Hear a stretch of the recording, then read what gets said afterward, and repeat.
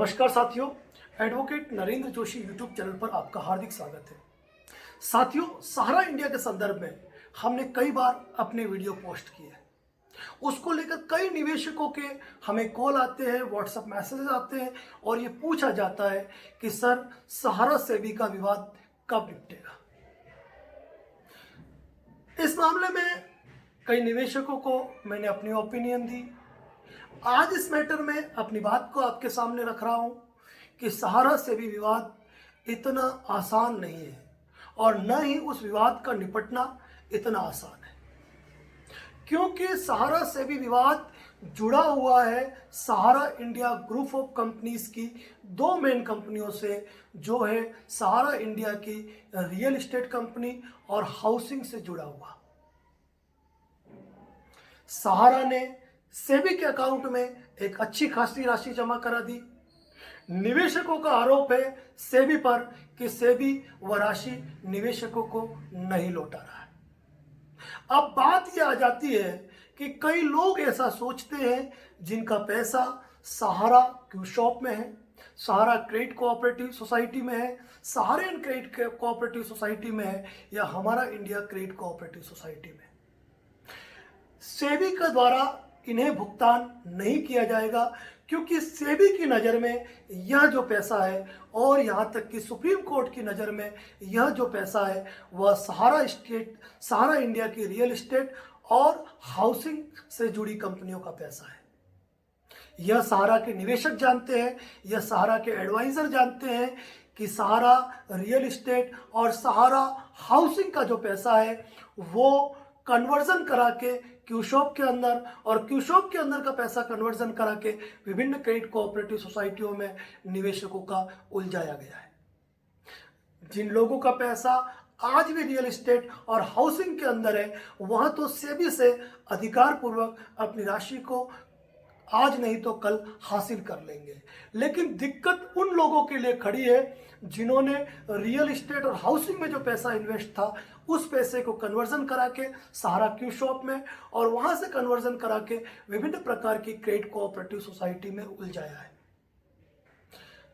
सहारा सेबी का विवाद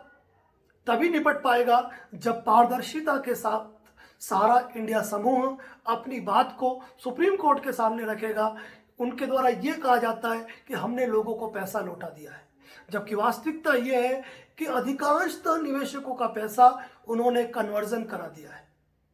और कन्वर्जन करा देने के बाद उन लोगों का पैसा सहारा क्यू शॉप, सहारा क्रेडिट कोऑपरेटिव सोसाइटी, जो अन्य क्रेडिट कोऑपरेटिव सोसाइटी है, उसमें उलझा हुआ है। तो भले ही वह पैसा आज की तारीख में उन निवेशकों का जरूर है जिनका क्रेडिट कोऑपरेटिव सोसाइटियों में या क्यू शॉप में उलझा हुआ है, भले ही वह पैसा हाउसिंग से और रियल एस्टेट से कन्वर्जन करा के आया हुआ है, लेकिन वास्तविकता यह है कि सहारा ने अपने जो भी प्रमाण पेश किए वो इस प्रकार के पेश किए कि हमने लोगों को राशि लौटा दी है, जबकि लोगों को तो राशि मिली ही नहीं है, उनकी राशि का कन्वर्जन हो गया है। ऐसी अवस्था में सहारा इंडिया को पारदर्शिता के साथ सारी भूलों को स्वीकार करते हुए, सारी गलतियों को स्वीकार करते हुए जो आज तक की है, उन्हें इस बात को स्वीकार करना पड़ेगा कि लोगों का पैसा कन्वर्जन करा दिया गया है। सहारा से भी विवाद इतना आसान नहीं है। अगर सहारा इस बात को साबित नहीं कर पाता है कि उन्होंने उन लोगों को पैसा दे दिया है तो उसका प्रारूप क्या है, और इन लोगों को कन्वर्जन करा दिया है, उनका पैसा जमा है। अगर इस चीज को वो सिद्ध नहीं कर पाते हैं तो बेनामी संपत्ति के रूप में यह राशि चली जाएगी और निवेशकों के हाथ में ढेला नहीं आएगा। जब भी बात चलती है कि सहारा इंडिया पे मुकदमा चल रहा है, केस चल रहा है, इस कारण पब्लिक को पैसा नहीं मिल पा रहा है, जब इनका एनबी चालू है, न्यू बिजनेस चालू है, इस अवस्था में सहारा इंडिया को भी चाहिए कि वह रियल एस्टेट और हाउसिंग के अलावा जिन लोगों ने आप पर भरोसा करके कन्वर्जन कराया उनको राशि का भुगतान करना चाहिए। ऐसी अवस्था में जो लोग कोर्ट जा रहे हैं, जो लोग पुलिस स्टेशन के चक्कर काट रहे हैं, उन्हें देर सवेर राशि मिल रही है, लेकिन उन लोगों का क्या जिनकी मामूली राशि जमा है, चाहे वो 5,000 है, 10,000 है, 50,000 है, 1,00,000 रुपया है, यह लोग कोर्ट के चक्कर काटने में अक्षम है। तो सहारा सेबी का विवाद उसी अवस्था में निपट सकता है जब पारदर्शिता के साथ इस मैटर में सहारा अपनी बातों को स्पष्टीकरण के साथ रखे कि पैसा हमारे द्वारा कन्वर्जन कराया गया है, कहीं ऐसा नहीं हो। मानते हैं हम सहारा श्री का बहुत बड़ा वजूद है। एक आम आदमी पुलिस स्टेशन में कंप्लेंट करता है तो अधिकारियों का फोन वहां के डीवाईएसपी को जाता है। जब कोई व्यक्ति डीवाईएसपी को कंप्लेंट करता है तो उनका फोन एसपी को जाता है। जब कोई एसपी लेवल पे बात करता है तो अधिकारियों के फोन उनके बड़े लेवल डीजीपी तक चले जाते हैं और यहाँ तक कि मंत्रियों की शाह तक मिल जाती है, जिस कारण निवेशकों के साथ न्याय नहीं हो पाता है। लेकिन जो निवेशक लड़ रहे हैं उनको तो उनका हक मिलता जा रहा है और अपनी राशि को वसूल करते जा रहे हैं। लेकिन अब सहारा इंडिया को भी चाहिए कि विश्व का एक विशालतम समूह है, आप एक बड़ा परिवार है। हमने आपकी शान में, आपके प्राउड में हमने आपके लिए वीडियो भी पोस्ट किए हैं, लेकिन यहाँ पर आपको चाहिए कि आप जनता के हित में पूरी पारदर्शिता के साथ सहारा से भी विवाद को निपटाने के लिए जो हकीकत है उसको प्रस्तुत करें कि सहारा रियल एस्टेट और हाउसिंग में फंसा हुआ पैसा ही लोगों का कन्वर्जन कराया गया और कन्वर्जन वही पैसा आज की तारीख में सहारा सेबी के अंतर्गत सेबी अकाउंट में पड़ा हुआ है, तभी लोगों को वो पैसा मिल पाएगा।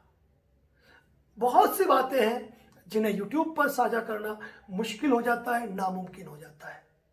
लेकिन सहारा सेबी का विवाद उसी परिस्थिति के अंदर, उसी स्थिति के अंदर निपट पाएगा जब सहारा इंडिया वस्तु स्थिति को स्पष्ट करते हुए यह साबित करे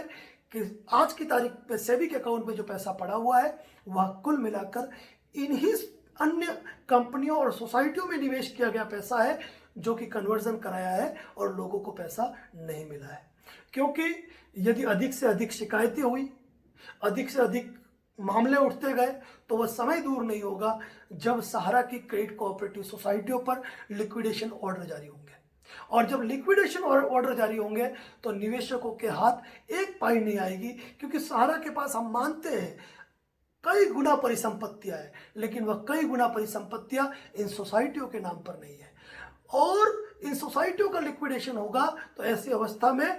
सोसाइटियों के पास कोई संपत्ति नहीं होने के कारण निवेशकों के हाथ केवल और केवल निराशा लगेगी। इस कारण समय रहते सहारा इंडिया परिवार को यह चाहिए कि अपने वजूद को कायम रखे, अपने करोड़ों निवेशकों के भरोसे पर वह कायम रहे ताकि निवेशकों के साथ धोखा न हो।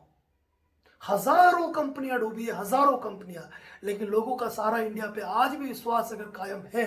तो ये कायम है कि सहारा श्री सुब्रत राय निवेशकों के हित में कुछ अच्छा करेंगे। जब एक एडवाइजर आपके खिलाफ आवाज उठाता है, जब एक कर्मचारी आपके खिलाफ आवाज उठाता है तो आप द्वारा उन पर अनुशासनहीनता की कार्रवाई की जाती है, लेकिन उस एडवाइजर का दर्द समझे, उस कर्मचारी का दर्द समझे जिसे अपने घर में रोज पब्लिक की गालियां खाते हुए रहना है। तो अपने करोड़ों निवेशकों के हित में, अपने लाखों एडवाइजरों और कर्मचारियों के हित में सहारा श्री सुब्रत राय को चाहिए कि वह अब समय आ चुका है कि यदि सहारा इंडिया के वजूद को बचाना है तो उनको निष्पक्षता के साथ वास्तविकता को धरातल पर लाते हुए उन्होंने सुप्रीम कोर्ट के सामने अपनी बात को सत्यता के साथ रखना होगा। क्या कि पुराने जो भी जवाब पेश किए उनको आप बिल्कुल क्रॉस कर सकते हैं, उसके लिए ढेरों वकील बैठे हुए आपको एडवाइस देने के लिए, लेकिन अब समय बचा हुआ है कि निवेशकों के हित में सहारा इंडिया को चाहिए कि अपने वजूद को कायम रखते हुए निवेशकों के हित में इस बात को करें, नहीं तो सहारा से भी विवाद सालों साल नहीं निपट पाएगा और वह सारा पैसा बेनामी संपत्ति के रूप में काउंट हो जाएगा। इससे पहले कि निवेशक इस बात को गंभीरता से ले और निवेशक सारे के सारे रोड पर उतरे, सहारा इंडिया को चाहिए कि वह अपने परिवार का बचाव करें। सहारा इंडिया से जुड़ा प्रत्येक अपडेट हम प्रयास करते हैं बखूबी और बेबाक रूप से आपके सामने प्रस्तुत करें। वीडियो पर नए हैं तो चैनल को सब्सक्राइब जरूर करें। धन्यवाद। जय हिंद, जय भारत, जय राजस्थान।